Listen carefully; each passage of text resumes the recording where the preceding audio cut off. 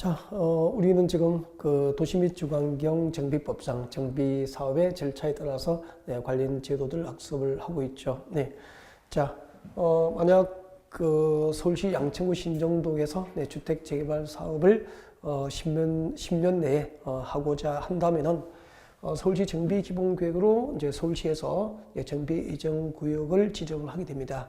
또 정비 예정구역 지정을 하면서 이제 그 예정구역별 정비계획 수립 시기를 정하여 두게 되죠.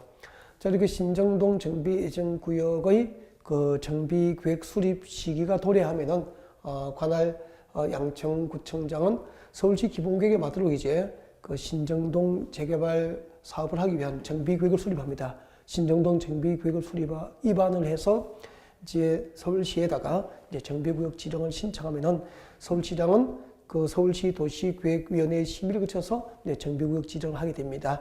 여기까지 이제 앞 시간에 강의가 진행됐죠. 강의가 진행됐고, 자, 이번 시간은 이제 정비사업 시행자 파트를 이제 학습할 수 있도록 준비를 할 텐데요.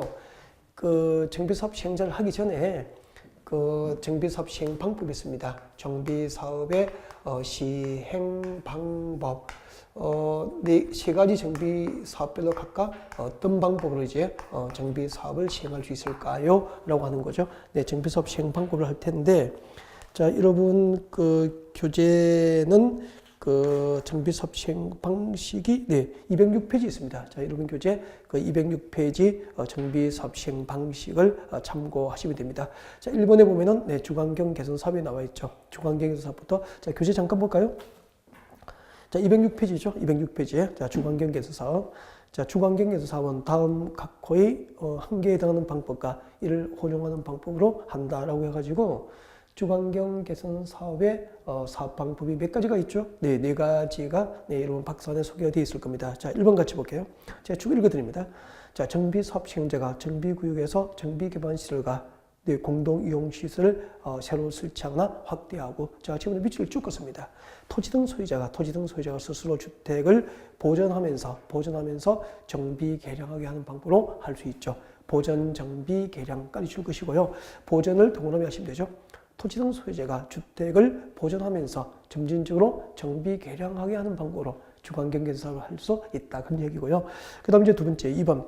정비 사업 시행자가 정비구역의 전부나 일부를 수용 동그라미 해둡니다. 수용하여 주택을 건설한 후에 토지 등 소유자에게 우선 공급하거나 또 대지를 토지 등 소유자 외의자에게 공급하는 방법으로 할 수 있습니다. 간단히 하면은 수용 방식을 의미하겠죠. 그래서 그 제목 저 끝에다가 가로 열고 수용 방식 가로 닫고 수용 방식 적어두시고요. 그리고 3번 내려옵니다. 정비 사업 시행자 미칠 것이죠. 환지로 공고하는 방법을 할 수 있죠. 환지로 공고하는 방법으로 할 수 있다. 네, 환지 방식이죠. 뒤에 가로 열고 환지 방식 적어두면 될 것 같고요. 그리고 4번 내려옵니다. 정비 사업 시행자가 정비구역 안에서 인가받은, 자, 지금부터 밑줄을 끝까지 줄 것입니다. 쭉 끄십시오. 관리 처분계획에 따라서 주택, 부대, 복리시설, 건설 공고하는 방법으로 할 수도 있습니다. 핵심은 관리 처분계획이 되겠죠? 네, 관리 처분계획을 동그라미 하시면 될 것 같고요. 네, 이렇게 하시고, 자, 고개를 드시면 방금 읽어드린 것을 제가 다시 한 번 더 정리를 해드리겠습니다. 자, 정비법상 정비 사업이 몇 개가 있죠? 네, 3개가 있습니다. 자, 제일 먼저 주관경 개선 사업이죠. 네, 주거, 환경, 개선 사업이 있습니다. 주거, 환경, 개선 사업이 있다. 주관경 개선 사업이 있는데, 제가 한번 물어보겠습니다. 네, 주관경 개선 사업보다, 자, 주관경 개선 사업. 아까 이렇게 개념을 정의했죠. 저에게 집중하고 같이 들어줍니다. 도시 저소득층 주민이 집단적으로 거주한 지역으로서 정비 기반 시설이, 그렇죠, 극히 열악하고, 그 다음에 노후 불량주로 판정된 건축물이 과도하게 밀집된 지역에서 주관경 개선을 목적으로 하거나, 맞죠? 그리고 단독주택, 다시대주택 등이 밀집된 지역에서 해당 그 지역에 부족한 정비 기반 시설과 공동 이용 시설을 확충해 주면서 주관경을 보존하면서 정비 개량할 것을 목적으로 하면은 주관경 개선 사업이 됩니다. 맞죠? 개념 연습 많이 하셔야 됩니다. 네. 자, 이 주관경 개선 사업의 사업 방법 금방 몇 가지가 있었죠? 4가지가 있었습니다. 교재에 제가 읽어드렸잖아요. 그죠? 네. 이걸 이렇게 옵니다. 그래서 여러분 교재에 1번 주거환경 개선 사업, 1번 주거환경 개선 사업 제목 뒤에다가 이렇게 적어줍니다. 스스로 환수관, 스스로 환수관 적어줍니다. 스스로 환수관. 주거환경 개선 사업의 사업방법, 스스로 환수관 이렇게 옵니다. 옛날에 신바람, 그죠? 네. 신바람 나게 강의를 해주셨던 황수관 박사님 아시죠? 네. 스스로 환수관 기억하시면 되겠네요. 이렇게 오고요. 연습은 좀 하셔야 됩니다. 나중에 주거환경 개선 사업은 이렇게 하시면 되죠. 아까 밑줄 그어드렸잖아요. 토지 등 소유자. 토지 등 소유자는 정비구역 안에 누구죠? 아까 주거환경 개선 사업 할 때 토지 등 소유자는 정비구역 안에 있는 토지 소유자, 건축물 소유자, 지상권자죠. 네, 토지 소유자, 건축물 소유자, 지상권자니까 주거환경 개선 사업구역에도 건축물 주택을 소유한 자가 있는 거예요. 그 주택 소유자라 하여금 스스로 주택을 보존하면서 점진적으로 정비 개량하게 하는 방법으로 할 수 있다는 뜻이죠. 그래서 토지 등 소유자가 주택을 보존하면서 점진적으로 정비 개량하게 하는 방법으로 할 수도 있고요. 환지 방식으로 할 수도 있고 수용 방식으로 하게 할 수도 있다는 거죠. 여기까지는 그렇게 중요하지 않고요. 이제 여기서 하이라이트는 이제 관리 처분 계획이죠. 관리 처분 계획. 관리 처분 계획에 의해서 건설된 주택, 부대, 복리시설 등이니까 그냥 주택 등 그렇게 해요. 관리 처분 계획으로 주택 등을 건설하여 공급하는 방법으로 할 수도 있다는 거죠. 토지 등 소유자가 스스로 주택을 개량하게 하거나 환지 방식으로 하거나 수용 방식으로 하거나 그리고 관리 처분 계획에 의해서 건설된 주택 등을 토지 등 소유자에게 공급하는 방법으로 할 수도 있다. 그때 이제 환지 방식과 수용 방식은 우리 지난주 도시개발법 수업에서 여러분 배웠는데 관리 처분 계획은 모르잖아요. 그죠? 그래서 관리 처분 계획 용어 설명 좀 하겠습니다. 자, 관리 처분 계획은 제가 용어 설명 드릴 테니까 여러분 적당하게 공간을 잡아가지고 206페이지 맨 아래 찍어도 좋고 저 위쪽에 찍어도 괜찮아요. 자, 여러분이 좋아하는 필기하면서 한번 봅시다. 우리는 지난주에 환지 방식에 의한 도시개발 사업을 공부했죠. 맞죠? 지난주에 우리는 환지 방식에 의한 도시개발 사업 절차를 공부를 했습니다. 그때 환지 방식으로 도시개발 사업의 목적이 있죠. 목적이 무엇일까요? 여러분, 환지 방식으로 신도시를 개발하는 목적이 뭐죠? 그렇죠. 도시개발 사업 전 종전 토지 소유자. 도시개발하기 전에 종전 토지는 농지나 임야였잖아요. 그 농지나 임야를 가지고 있던 사람들에게 도시개발 사업 완료 후 새로 조성된 대지나 건축물로 대지나 상업용지 등으로 환지 처분해 주는 게 환지 방식으로 도시개발 사업을 하는 목적이었죠. 네. 환지 방식으로 도시개발 사업을 하는 목적은 도시개발 사업 전 종전 토지 소유자에게 도시개발 사업 완료 후에 새로 조성된 대지나 상업용지 등을 환지 처분해 주는 게 목적이고 그 환지 처분할 내용 그러니까 종전 토지 소유자 누구에게 이제 사업이 끝나면 몇 번지 몇 제곱미터를 환지 줄 것인지 계획을 해야 되잖아요. 그 환지 처분할 내용을 미리 정한 계획이 무슨 계획이죠? 그렇죠. 환지 계획이 되는 거죠. 환지 계획. 예를 들면 이렇게 제가 설명했잖아요. 여러분, 사업전 토지를 뭐라 그래요? 도시개발 사업전 토지. 도시개발 하기 전에는 임야도 있고, 전답, 가송 등 농지도 있고, 막 그랬잖아요. 그죠? 네. 그리고 이제, 이 사업전 토지를 우리는 법에서 종전 토지 그렇게 불렀잖아요. 그때 도시개발 사업전 종전 토지 100번지는 1000제곱미터 갑의 농지가 있었고, 그리고 101번지 600제곱미터 을의 농지였고, 400번지 100제곱미터 병의 농지였다라고 했잖아요. 이 지역을 환지 방식으로 개발한다는 것은 이 갑과 을의 갑을 병등의 토지 소유권을 수용해요, 안 해요? 안 해요. 토지 소유권을 그대로 둡니다. 갑을 병등의 토지 소유권을 그대로 둔 상태에서 이 농지나 임야를 택지나 상업용지로 개발하잖아요. 해가지고 이제 도로와 같은 도시개발시설이 확충되고, 자, 이 조성된 택지나 상업용지를 도시개발 사업전 종전 토지 소유자들에게 환지로 돌려주잖아요. 이것을 뭐라 그래요? 환지처분이죠. 환지처분. 그래서 도시개발 사업을 도시개발 사업을 환지 방식으로 하는 목적은 도시개발 사업 전 농지나 임야를 갖고 있던 종전 토지 소유자에게 도시개발 사업에 의해서 새로 조성된 택지나 상업용지를 이렇게 환지 처분해 주는 게 목적이고, 종전 토지 소유자 갑에게는 몇 번지 몇 제곱미터 택지를 환지 주고, 을에게는 몇 번지 몇 제곱미터 땅을 환지 줄 것이지 미리 계획을 합니다. 그 환지 처분할 내용을 미리 정한 계획이 환지 계획이 되는 거죠. 환지 방식으로 도시개발 사업을 하는 목적은 도시개발 사업 전 종전 토지 소유자들에게 도시개발 사업 완료 새로 조성된 택지나 상업용지 등을 환지 처분해 주는 게 목적이고, 그 환지 처분할 내용을 미리 정한 계획이 환지 계획이 돼요. 그 다음에 지금 저희들이 공부하는 것은 정비 사업을 공부하고 있습니다. 도시 및 중앙경정비법상 정비 사업을 공부하고 있죠. 여러분, 정비 사업의 목적이 뭘까요? 정비 사업의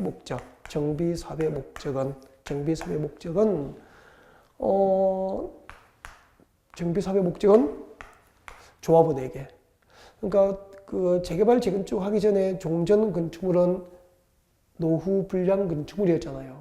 그 노후 불량 건축물이 이제 그 구조 안전상 문제가 있고 도시 미관을 저해하니까 이를 철거하고 새 아파트를 지어서 조합원에게 새 아파트를 분양 처분해 주는 것, 이게 정비 사업의 목적이 되는 거잖아요. 그래서 정비 사업의 목적은 쉽게 생각하십시오. 조합원의 종전 건축물이 노후 불량 건축으로 판정되기 때문에 이것을 철거해버리고 새 아파트를 지어서 조합원에게 분양 처분해 주는 게 목적이다 이 말입니다. 환지 방식의 도시개발 사업의 목적은 종전 토지 소유자, 도시개발 사업 전 종전 토지 소유자에게 환지 처분해 주는 게 목적이고, 정비 사업의 목적은 조합원에게, 재개발 재건축 사업 조합의 조합원에게 재개발 재건축 사업으로 새로 건설된 아파트를 분양 처분해 주는 게 목적인데, 분양 신청한 조합은 누구에게는 몇 평짜리 몇 동 몇 톨 분양해주고, 분양 신청한 조합은 누구에게는 몇 동 몇 톨 분양해주고, 누구에게는 몇 평짜리 아파트 몇 동 몇 톨 분양 처분할 것인지 그 분양 처분할 내용을 미리 계획합니다. 그 분양 처분할 내용을 미리 정한 계획이 관리 처분 계획이 되는 거예요. 그래서 도시개발법상 환지 처분할 내용을 미리 정한 계획은 환지 계획. 정비법상 분양 처분할 내용을 미리 정한 계획은 관리 처분 계획이 되는 거죠. 그래서 관리 처분 계획은 분양 처분 계획이에요. 이런 뜻이라고. 조합원의 재산을 정비 사업 기간 동안 조합원의 재산을 조합이 직접 관리하여서 분양 처분하기 위한 계획이다. 그래서 분양 처분 계획이에요. 그러니까 이 관리 처분 계획에 의해서 이제 재개발할 때 조합은 누구에게는 몇 평짜리 아파트 몇 동 몇 호 주고, 또 조합은 또 누구에게는 몇 평짜리 아파트 몇 동 몇 호를 줄 것인지가 계획이 되는 거예요. 나중에 그 관리 처분 계획 깊게 들어가면 재밌습니다. 네. 자, 아무튼 이런 얘기잖아요. 그럼 주관경에서 사업은 아까 기반 시설이 극히열악하고 노후 불량 건축물이 과도하게 밀집된 달동네잖아요. 그럼 달동네 그 기반 시설 열악하고 골목길만 있잖아요, 그죠? 네, 이런 동네 그 판잣집이 막 밀집돼 있을 거 아니에요. 과도하게 밀집돼 있을 거 아니에요. 이런 지역을 대상으로 다 철거 방식이니까 다 밀어버리죠. 다 철거해버리고 택지를 다시 조성하고, 여기다가 기반시를 다시 확충하고, 여기다가 저소득층 집단 거주지역이니까 50평대 아파트를 지어야겠습니까? 임대주택 지어야 되겠습니까? 임대주택을 지어야 되겠죠. 이렇게 해가지고 여기다 이제 임대주택을 이제 건설을 해가지고 그 건설된 임대주택 등을 주택 부대 시설, 복리시설 등을 이 동네에 살고 있는 토지 등 소유자에게 관리 처분 계획이 정하는 바에 따라서, 이 분양 처분 계획이잖아요. 관리 처분 계획이 정하는 바에 따라서 해당 지역의 토지 등 소유자에게 건설된 임대주택 등을 공급하는 방법으로 주관경제도 사업을 할 수 있다는 뜻이에요. 이제 이해됐죠? 네, 어떻게 오죠? 주관경계에서 사업은 4가지 방법으로 가능합니다. 스스로, 환수관, 토지 등 소유자, 주택을 소유한 토지 등 소유자로 하여금 그 주택을 보존하면서 점진적으로 정비 개량하게 하는 방법을 할 수도 있고, 수용 방식으로 할 수도 있고, 환지 방식으로 할 수도 있고, 그리고 관리 처분 계획으로 건설된 주택 등을 공고하는 방법으로 할 수도 있다. 어떻게 오죠? 스스로, 환수관, 그렇게 오시면 되죠. 다음에 재개발이에요. 재개발 사업입니다. 재개발 사업이죠. 재개발 사업. 자, 재개발 사업은 어떤 방법을 할까요? 자, 역시 여러분 교재를 읽고 체킹해드리고 그 다음에 설명할 수도 그렇게 합니다. 그래서 교재가 없으면 그냥 들어도 괜찮아요. 알겠죠? 아무 상관없죠. 제가 다시 반수하면서 설명해드리니까 제가 교재를 읽을 때 교재가 준비되지 않느냐 하신 분은 교재 찾아 나설 필요 없이 그냥 들어도 괜찮아요. 아셨죠? 네. 자, 같이 가겠습니다. 재개발 사업이죠. 207페이지 오른쪽 상단에 보시면 됩니다. 자, 정비구역에서 인가받은, 자, 지금부터 밑줄 긋습니다. 관리처분계획에 따라서 관리처분계획에 따라 건축물 건설 공급까지 줄 것이고 동그라미 1번 씁니다. 관리처분계획에 따라서 건축물을 건설 공고하는 방법을 할 수도 있고요. 그 다음에 다시 밑줄 긋습니다. 환지로 공고하는 방법, 환지로 공고하는 방법 밑줄 것이고 동그라미 2번 쓰시죠. 네, 그렇게 하고 자, 재개발 사업 설명합니다. 자, 재개발 사업은 자, 관리처분계획이 정한 바에 따라서 건설된 재개발 사업으로 건설된 건축물을 공고하는 방법으로 재개발을 할 수도 있고요. 관리처분계획이 분양처분계획이잖아요. 관리처분계획이 정하는 바에 따라서 재개발 사업으로 건설된 건축물을 토지 등 소유자, 조합원에게 분양하는 방법으로 재개발을 하는 방법이 있고요. 그 다음에 재개발 사업으로 새로 조성된 택지나 상업용지, 공장용지를 조합원에게 환지로 공고하는 환지 방식으로 할 수 있다는 거죠. 그럼 법상 재개발 사업의 사업방법 몇 가지가 있죠? 2가지가 있죠. 주관경계에서 사업의 사업방법 몇 가지가 있죠? 4가지가 있죠. 이렇게 되는 거라고. 재개발 주관경계에서 사업의 사업방법은 4가지. 어떻게 오죠? 스스로, 환수관. 재개발 사업의 방법은 2가지죠. 관리처분계획 방식으로 할 수도 있고 환지를 공고하는 방법으로 할 수도 있고. 그러면은 만약에 여러분 동네 재개발 하잖아요. 여러분 동네를 재개발하면은 이제 여러분이 조합원이 되시겠죠.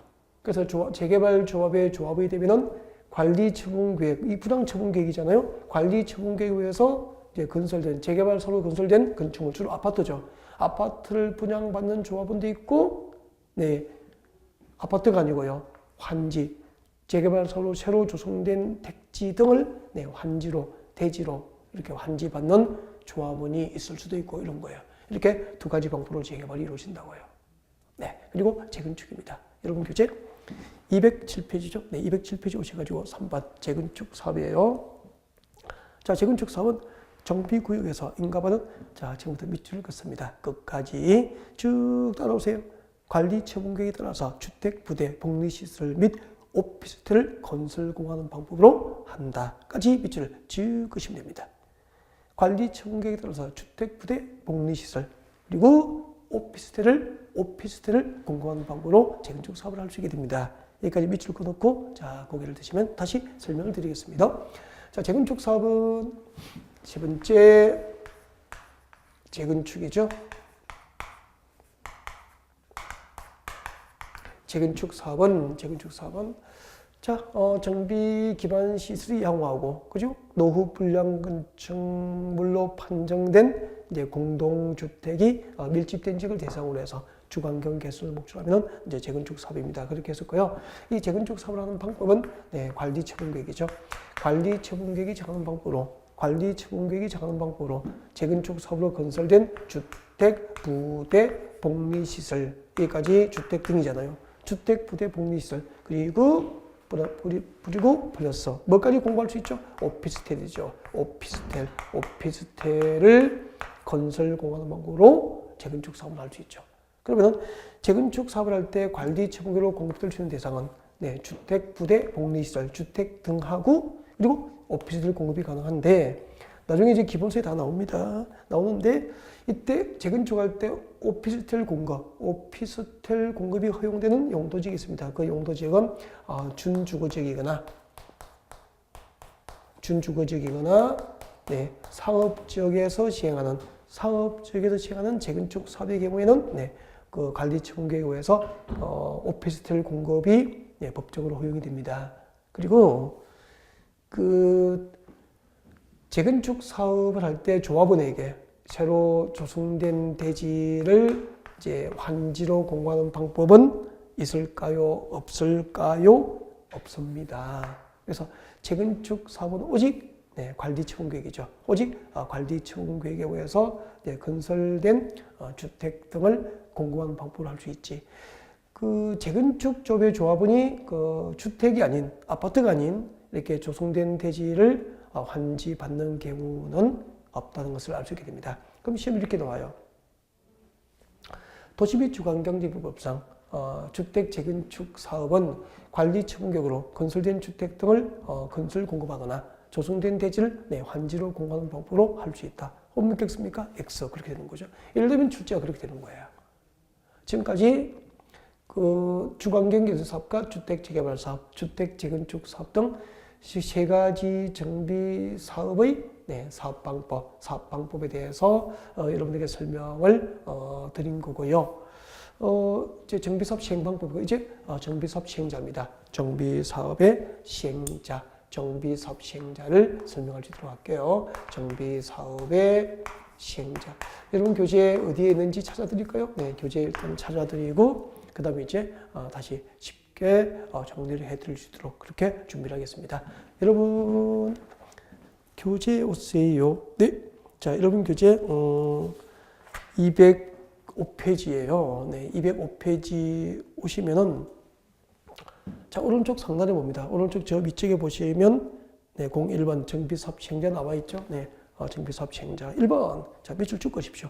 주거환경 개선 사업 시행자, 주거환경 개선 사업의 시행자, 주거환경 개선 사업의 시행자 밑줄 쭉 그시고요.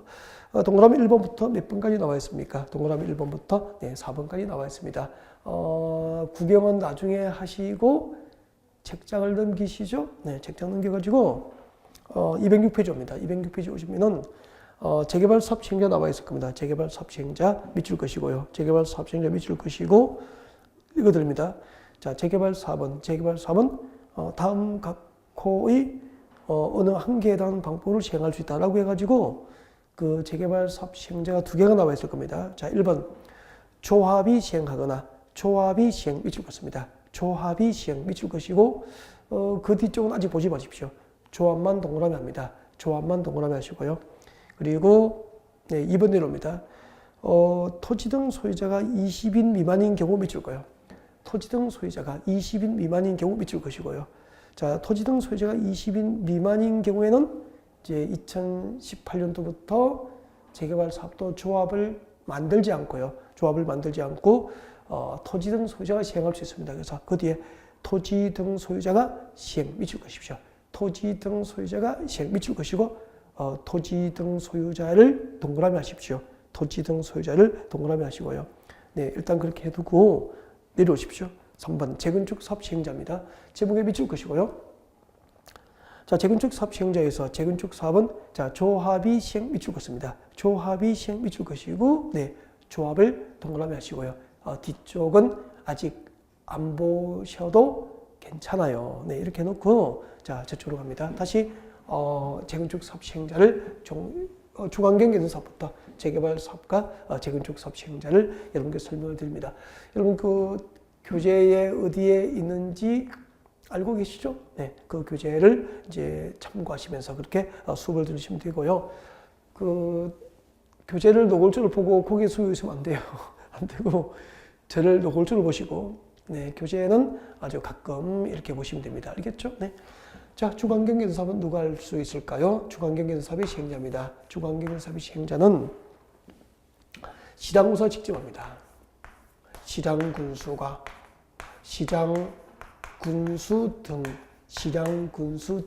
시장군수 등이 직접 합니다. 시장군수 등이 직접 시행하거나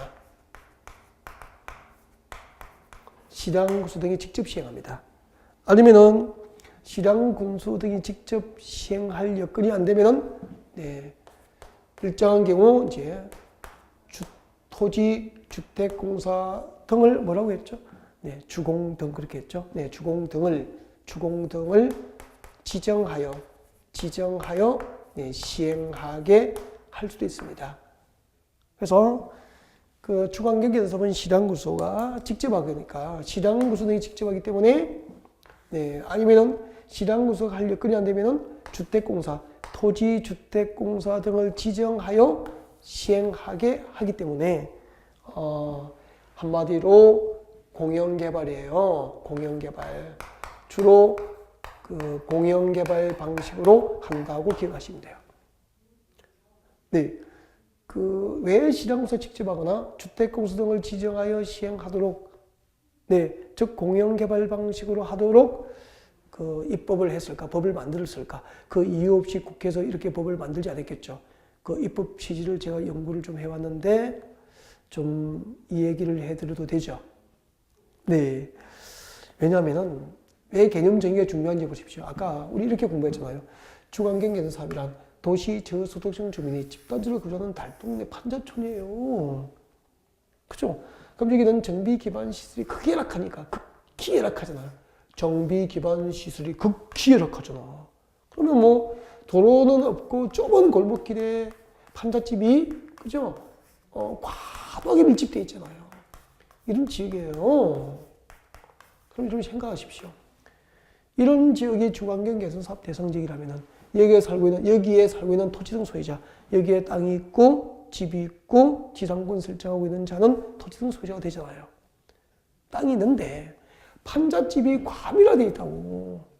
그러면은 판잣집은 대지가 50평입니까? 5평입니까?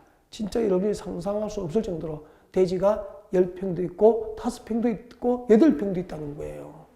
그리고 건물은 판잣집이에요. 천막집이에요. 그럼 여기에 살고 계시는 분들을 우리는 법적으로 뭐라고 합니까? 토지 등 소유자, 토지 소유자, 건축물 소유자, 지상권자를 토지 등 소유자라고 하잖아. 그러면은 이 달동네 천막촌, 판잣촌에 살고 있는 이 토지 등 소유자는 단독으로 사업을 하거나 조합을 만들어서 할 수 있는 단독으로 사업을 하거나 토지 등 소유자가 단독 시행하거나 조합을 만들어서 할 수 있는 경제적, 사회적 여건이 되어야 안 돼요. 안 되잖아요. 그럼 누가 나서야 되죠? 국가와 민족이 나설 수도 없잖아. 달동네 철거 사업 하는데. 그래서 관할 실향군수, 즉 이게 멤버가 5개죠? 관할구청장이 서울에서는 직접 하는 거잖아요. 관할구청에서 직접 하거나 구청이 할 여건이 안 되면은 한국토지주택공사나 지방공사 등을 지정하여 하는 방식으로 하라는 거죠. 그래서 국회에서 법을 이렇게 만든 거예요. 그 개념이 이해되면 이유를 알잖아요. 이유를 알면 아니어도 기억하잖아요. 달동네 철거 사업은 그 동네에 살고 있는 토지 등 소유자들이 내 땅이 있고 집이 있더라도 판잣촌이고 천막촌이고 해서 단독으로 사업을 하거나 조합을 만들어서 할 수 있는 경제적, 사회적 여건이 안 되니까 관할구청에서 직접 하거나 구청이 할 형편이 안 되면 주택공사 등을 지정해서 하도록 국회에서 법이 만들어진 거예요. 이게 입법의 취지라고요. 아, 그렇구나. 그 다음에 주관경계사업의 개념이 2개였죠. 또 이런 개념이 있었잖아요. 주관경계사업은 단독주택, 다주택이 밀집된 지역이에요. 이 동네에 단독주택, 다주택이 밀집되어 있다고. 단독주택, 다주택이 밀집된 지역이죠. 이런 지역을 대상으로 역시 또 기반시설이 열악하잖아요. 단독주택, 다주택이 밀집된 지역을 대상으로 이 동네의 주택을 뭐 한다고요? 이 동네의 주택을 보존하는 거죠, 보존. 보존하면서 점진적으로 정비하고 개량해 나가겠다. 대신에 이 지역의 주택은 보존을 하되 철거하지 않고 보존하되 이 지역이 도시 기능이 제대로 회복될 수 있도록 이 지역에 없는 기반시설, 없는 도로 신설해주고 좁은 도로 확정해주고 기반시설 확충해주자는 거죠. 주택은 그대로 보존하면서. 그러면 그리고 주민 공동 이용시설, 공공도서관도 지어주고 마을 회관도 지어주고 그죠? 그리고 공원도 도시공원도 만들어주고 이거 누가 해야 되죠? 구청에서 직접 해줄 수밖에 없잖아요. 이렇게 열악한 기반시설과 공동이용시설을 구청에서 직접 설치하고 할 여건이 안 되면 주택공사를 지정해서 하게 한 거예요. 그래서 주관경 사업은 민간 개발 방식입니까? 공영 개발 방식으로 합니까? 공영 개발 방식으로 하게 한 거죠. 이해하셨죠? 네. 그리고 재개발 사업 시행자입니다. 아까 우리 그 재개발 사업 시행자 밑줄 긋죠? 네. 재개발 사업 시행자는 이렇게 됐잖아요. 재개발 사업 누가 하죠? 그렇죠? 조합이 시행합니다. 재개발 사업은 조합. 주택 재개발 조합이죠. 재개발 사업 조합을 설립합니다. 재개발 사업 조합을 설립해서 조합이 단독 시행하게 하거나 또는 토지 등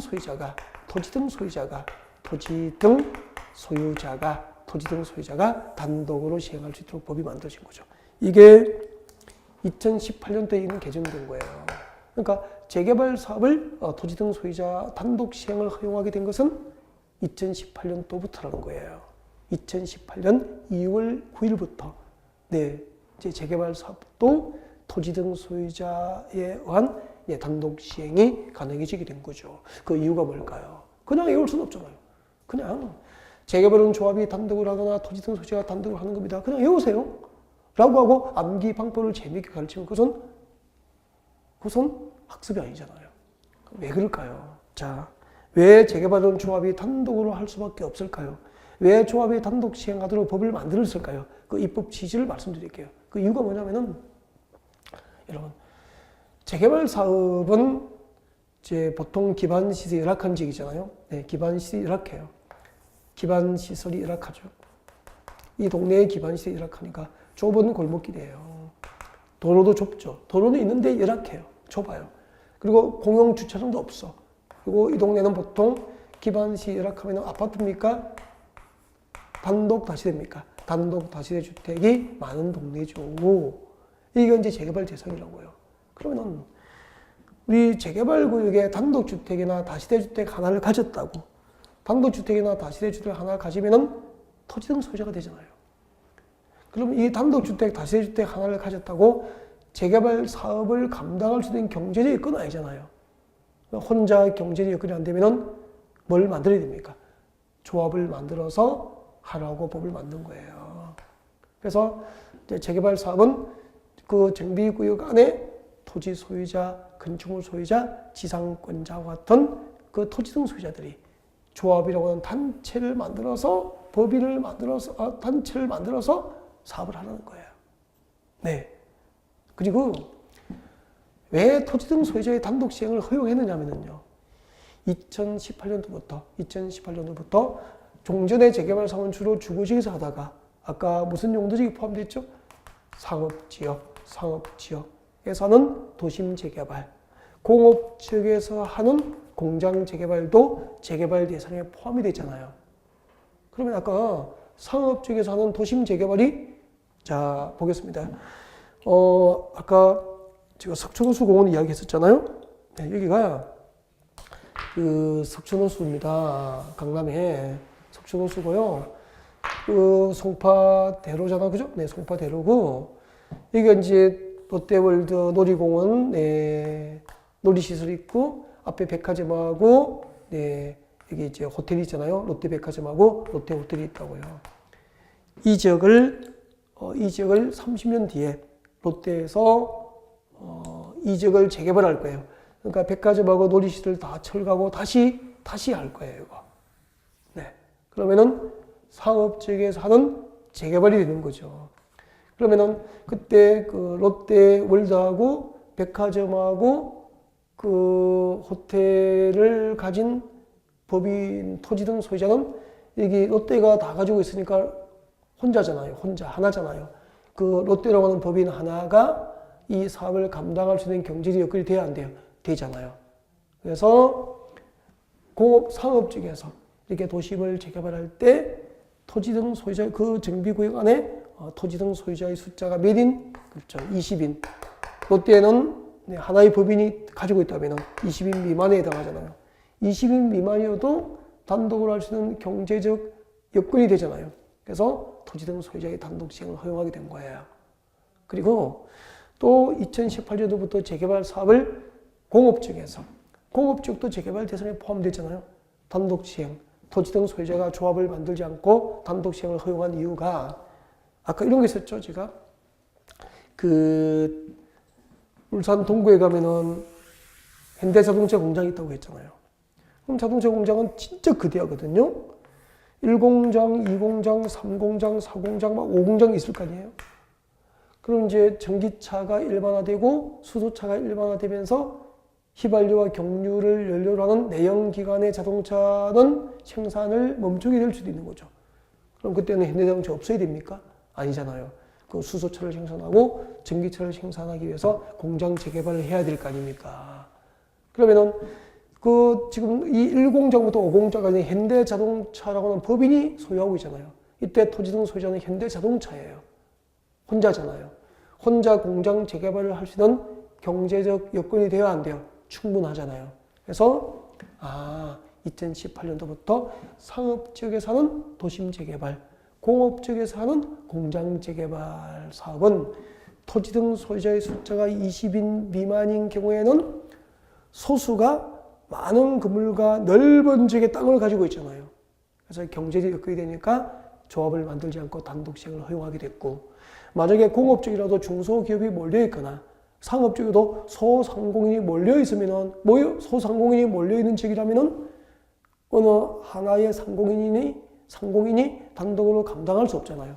그래서 그때는 조합을 만들게 한 거예요. 이해되죠? 네, 그래서 재개발 사업은 조합이 단독으로 할 수도 있고, 또 조합이 아닌 토지 등 소유자의 숫자가 20인 미만인 경우에는 토지 등 소유자가 단독 시행도 할 수 있다. 그렇게 되는 거라고요. 그리고 재건축이죠.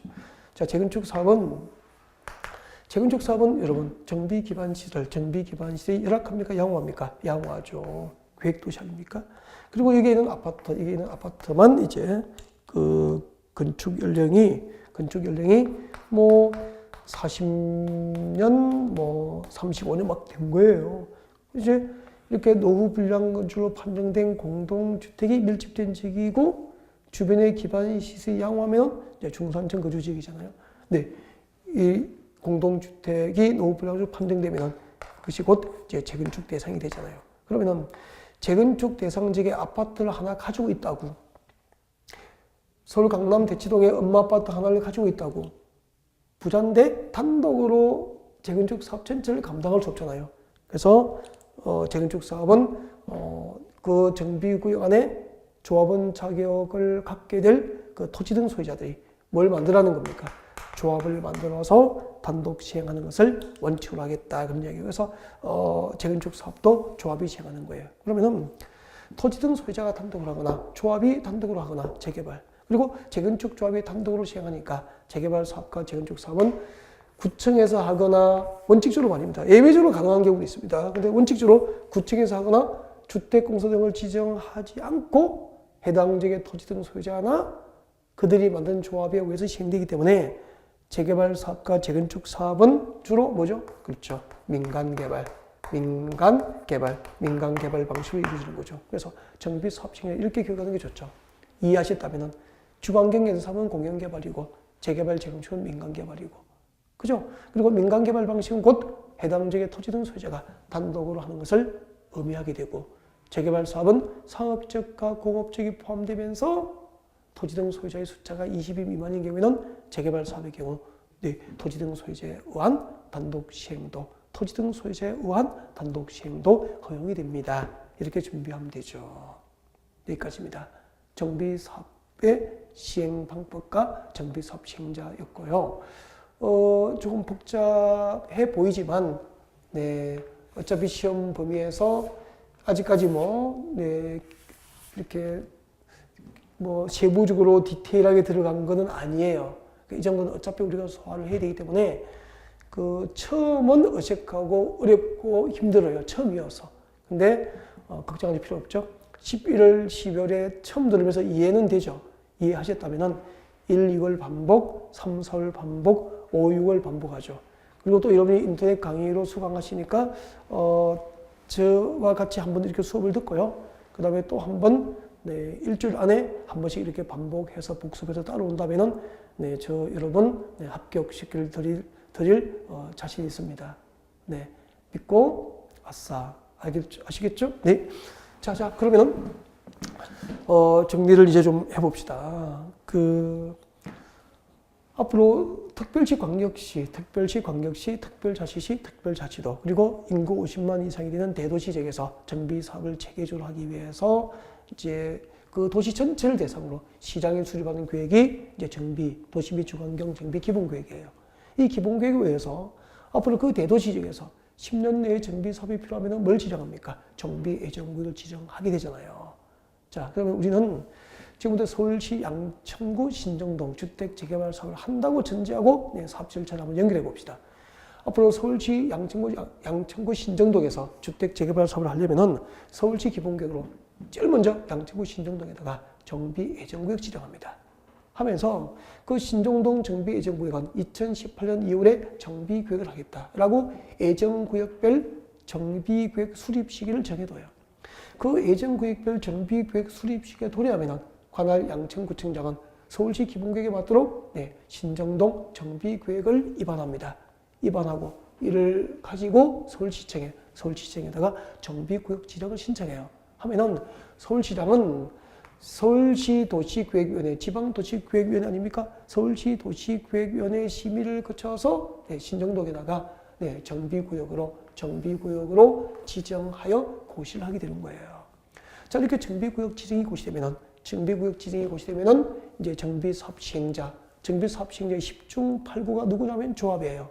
이제 신정동 재개발조합 설립추진위원회가 구성되고 그 설립추진위원회가 준비해서 이제 조합을 만들게 됩니다. 그 조합은 곧 정비사업의 뭐가 되는 거죠? 시행자가 되는 거예요. 시행자. 그럼 보십시오. 2018년도부터 이제 정비법상 정비사업 이렇게 세 가지가 있는데 상업적과 공업적인 재개발에 포함되면서 이 셋 중에서 가장 많이 있을 정비사업은 재개발이 될 거예요, 아마. 그 다음에 재건축이거든요. 그래서 진짜 달동네 청에서 많지 않잖아요. 그래서 재개발, 재건축이 8, 90%예요. 그 재개발 사업과 재건축 사업은 전부 조합이 단독하잖아요. 그래서 정비사업 시행자의 10중 8구는 조합이라고 할 수 있다고. 알겠죠? 그래서 정비구역 지정이 고시되면은 이제 나중에 1월달에 배우죠. 배우는데 우선 잠깐 봐드리면은 이렇게 돼요. 정비구역 지정이 딱 고시되면은 이제 조합을 설립하기 위해서 조합 설립 추진위원회가 구성돼요. 조합 설립 추진위원회가 구성되고 신정동 재개발조합 설립 추진위원회가 구성되고 그 추진위원회에서 이제 조합의 정관을 만들어 가지고 양천구청으로부터 설립 인가를 받습니다. 설립 인가를 받고 인가가 나면은 이제 30일 내에 관할 지방법원에 설립 등기를 해요. 이 등기를 마침으로써 신정동 재개발조합이 법적으로 성립을 하게 되고요. 그 조합은 정비사업 시행자가 되는 거예요. 여러분, 도시 및 주거환경정비법상 정비사업 절차에서 조합 설립 추진위원회는 언제 구성됩니까? 정비구역 지정이 고시되면 조합 설립 추진위원회가 구성되고 그 설립 추진위원회가 이제 이렇게 조합을 이제 등기함으로써 조합이 법적으로 성립하게 되는 거죠. 그럼 그 조합은 신정동 재개발 사업의 시행자가 되는 거야. 신정동 재개발 사업 시행자로서 아무 생각이 없어야 됩니까? 아니잖아. 재개발 사업 시행계획을 작성합니다. 신정동 재개발 사업 시행계획을 작성하죠. 사업 시행계획을 작성을 해서 이 작성된 사업 시행계획대로 정비 사업을 해도 좋은지 이제 인가를 받습니다. 인가를 받고 인가자가 양천구청에서 이제 조합이 작성한 그 신정동 재개발 사업 시행 계획에 따라서 사업을 해도 좋다고 인가를 해주죠. 인가가 고시되면은 이제 사업 시행 인가가 고시되면은 분양 공고합니다. 분양 공고. 언제부터 언제까지 조합은 여러분 아파트 분양 신청하십시오.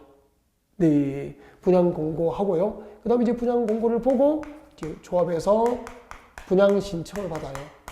분양 신청을 받고 그 분양 신청된 이제 현황을 기초로 해서 그 분양 신청한 조합원 누구에게는 몇 평짜리 아파트 몇 동 몇 호, 누구에게는 몇 평짜리 아파트 몇 동 몇 호를 분양할 것인지 계획이 됩니다. 그 계획을 관리,